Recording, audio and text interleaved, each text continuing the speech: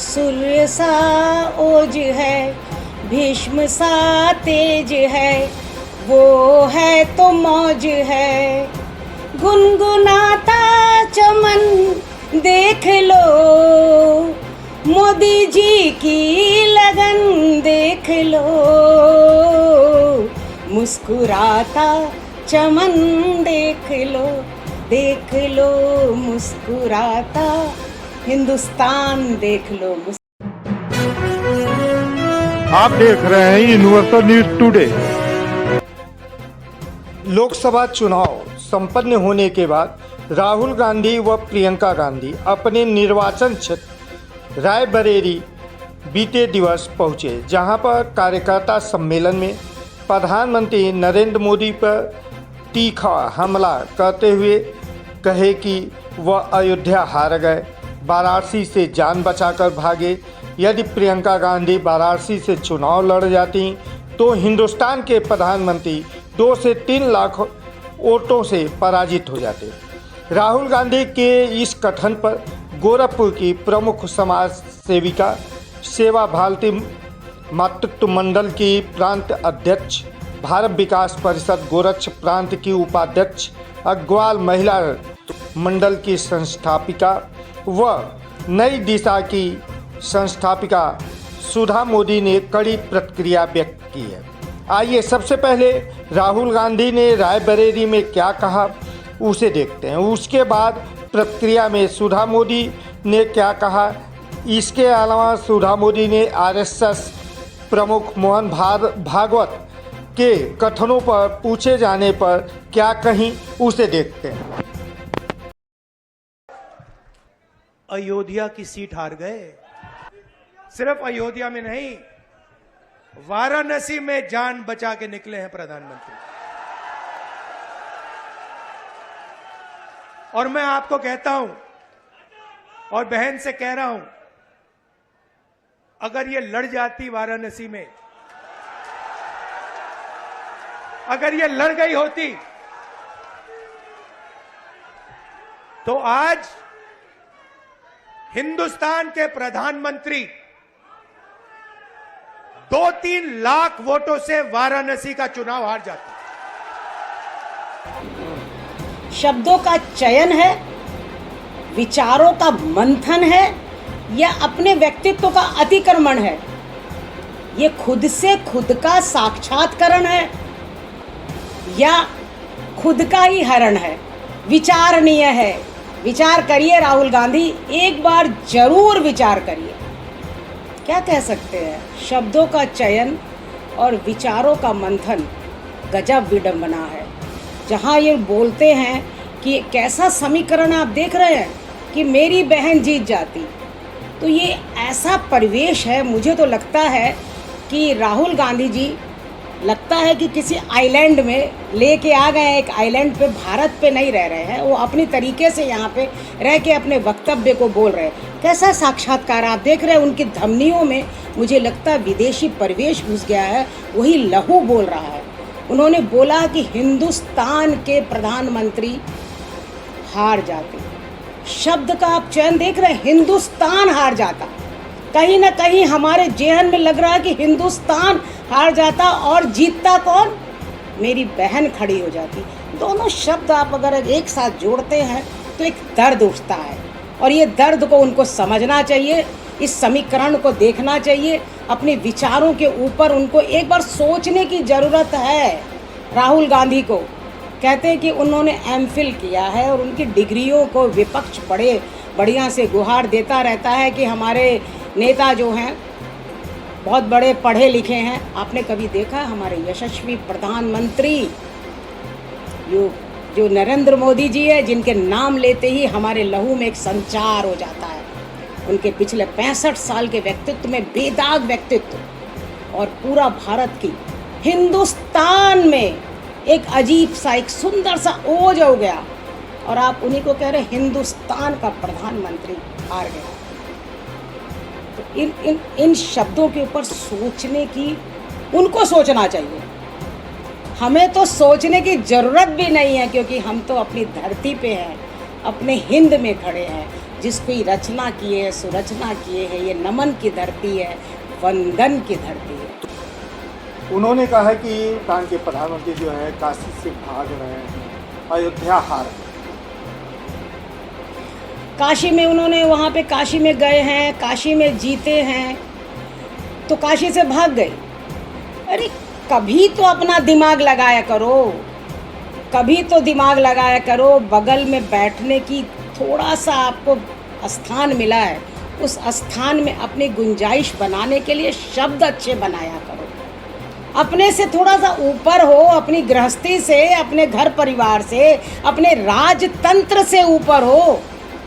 आपकी जो ये फारसी और इटालियन जो बातें हैं ना, इनको अपने पास में रखिए और हिंदुस्तान को सोचिए।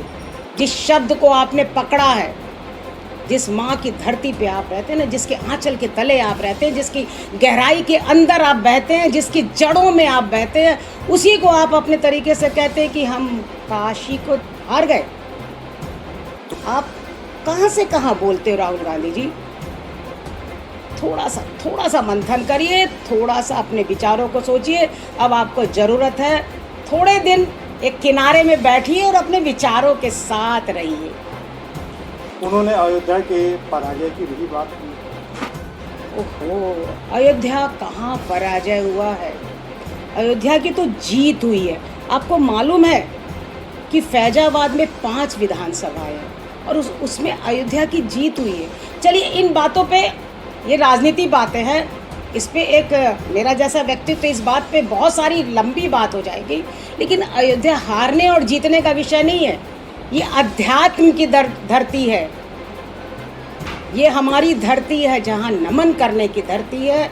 ये धरती है जहाँ हमारे रामलला पैदा लिए हैं, जहाँ हमारे संस्कारों की गुहार देते हैं, जहाँ हम बैठ के बात करते हैं। अयोध्या हारी कहाँ है?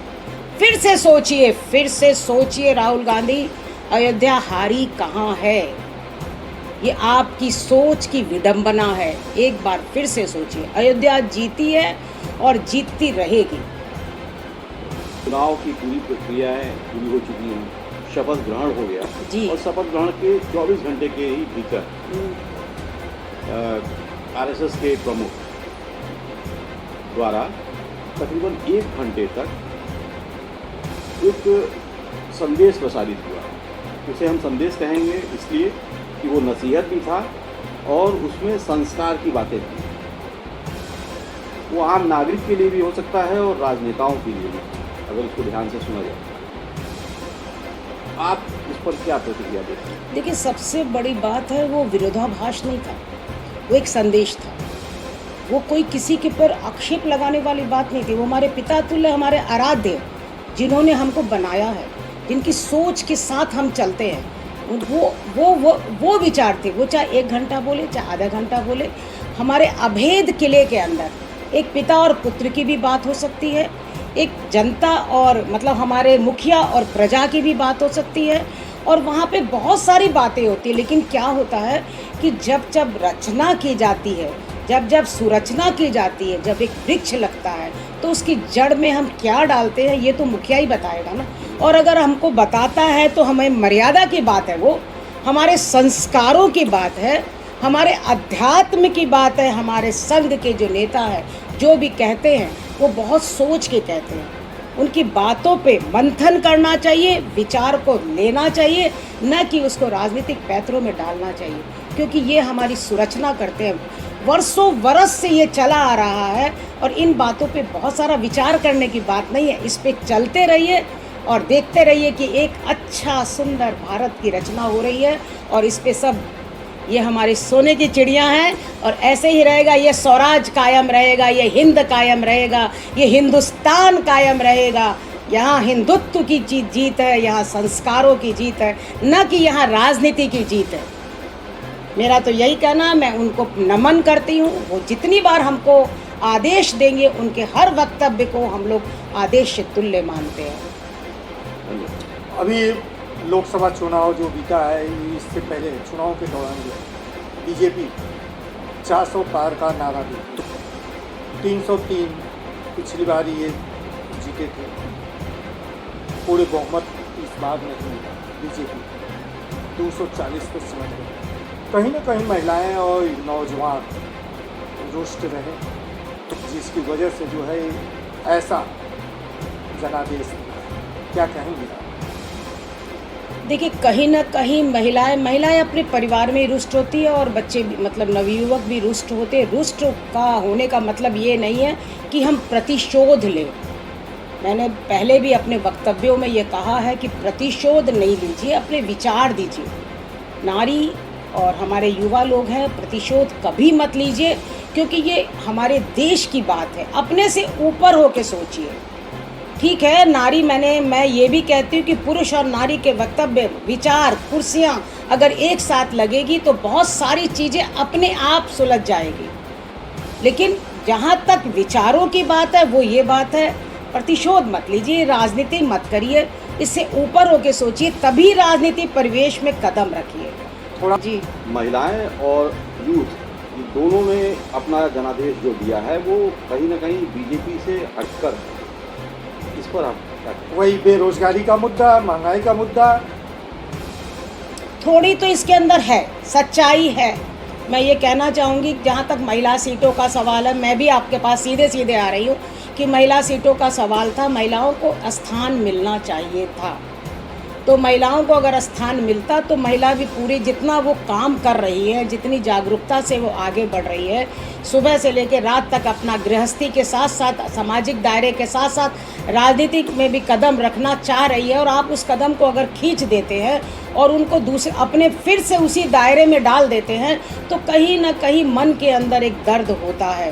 यही चीज़ नवयुवक है कि अगर वो पढ़ के निकले हैं और अच्छी पढ़ाई लग के अपने माता पिता के कहीं कहीं खेत बिक जाते हैं, कहीं कहीं बहुत सारी चीज़ें हो जाती है, उसके बाद वो लिखते हैं, उनको रोज़गार नहीं मिलता। लेकिन भाई साहब, मैं आपको एक बात और बताऊं, हर आदमी चाहता है कि मुझको सरकारी नौकरी मिले, जहाँ काम न करना पड़े और हमको सरकार की तरफ से हमको नौकरी मिल जाए।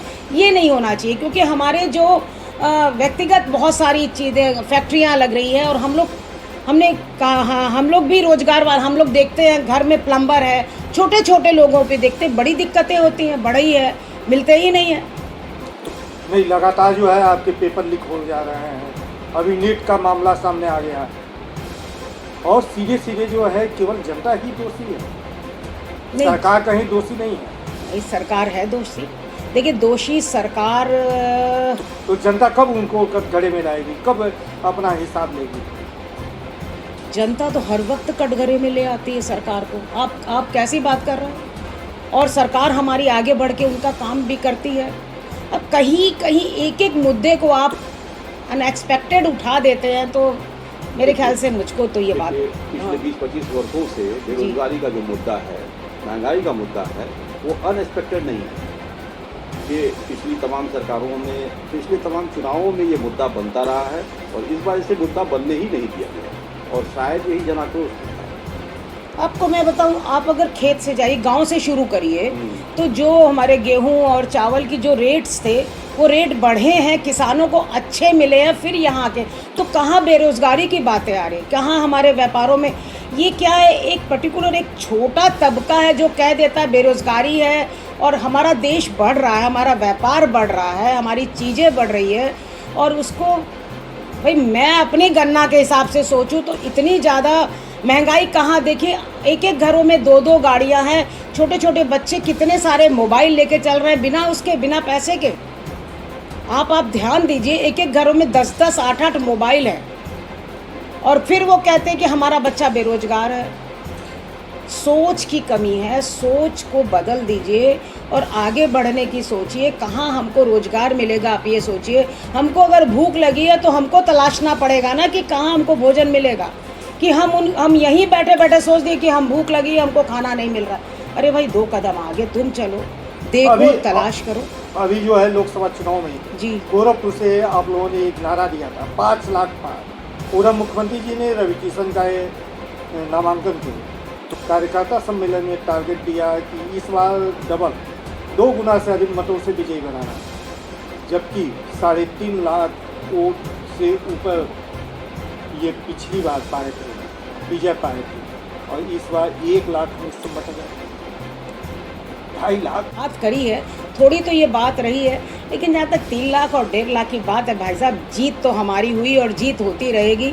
ये तो आंकड़ों की बात है, आंकड़े गिनते रहिए, लेकिन जो बदलाव है, जो हमारे गोरखपुर में जो चीज़ें दिख रही है वो आगे भी आपको ऐसे ही दिखती रहेगी। मैं तो यही कहना जैसे गोरखपुर में आपने कहा कि ये वो मौसम का और सारी चीज़ें, जी बिल्कुल, हाँ बिल्कुल। और इस बार हाँ। जबकि यही चुनाव हर बार गर्मी में होता है।